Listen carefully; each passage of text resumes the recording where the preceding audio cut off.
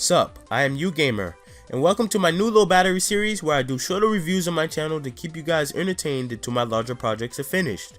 Let me know your thoughts in the comment section below.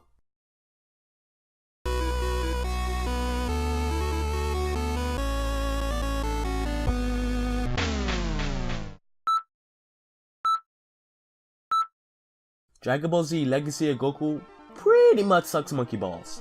This game is an action RPG made by Webfoot Technologies, who's the first American company to work on a DBZ game for GBA.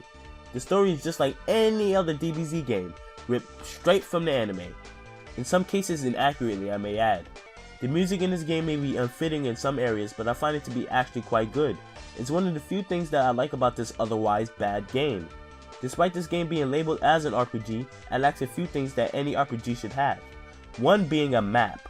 In every part in the game, you're put in different areas with no real explanation. Like in a confusing temple, there's no sign telling you to walk through a wall in the game. Remember that these games are directed towards children who definitely wouldn't know that. Things like that is pure chance to find. You're given a goal, like finding Gohan for instance, and that's basically all the game tells you. To make the situation even better, there are maze-like roads and passageways everywhere, which leads me into my next point.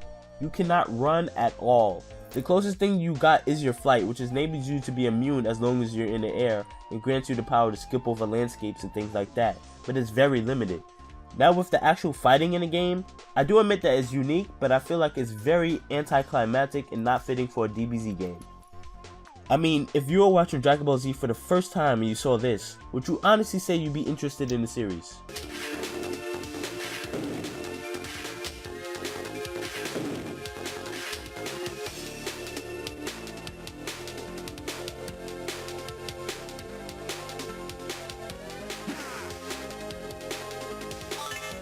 Thought not. Also, there's limited variety with both items and enemies. However, they pull no punches with putting them almost everywhere you go. You have a total of 3 special moves, with one being the Solar Flare. Once you get that, which is before the first battle I may add, the rest of the game is pretty much a piece of cake. Keep in mind that your ki recharges pretty fast, so you can spam the same move over and over again. The side quests in this game are dumb as hell, with almost all of them requiring you to backtrack and look aimlessly around the area with no sense of direction, hoping for the best.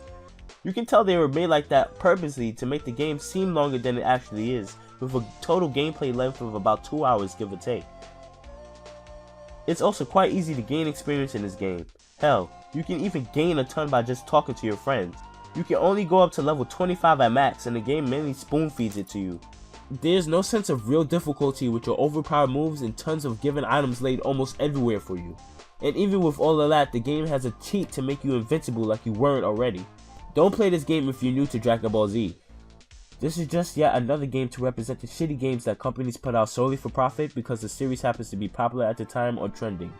I can explain why the sequel is a way better game, but that's for another day.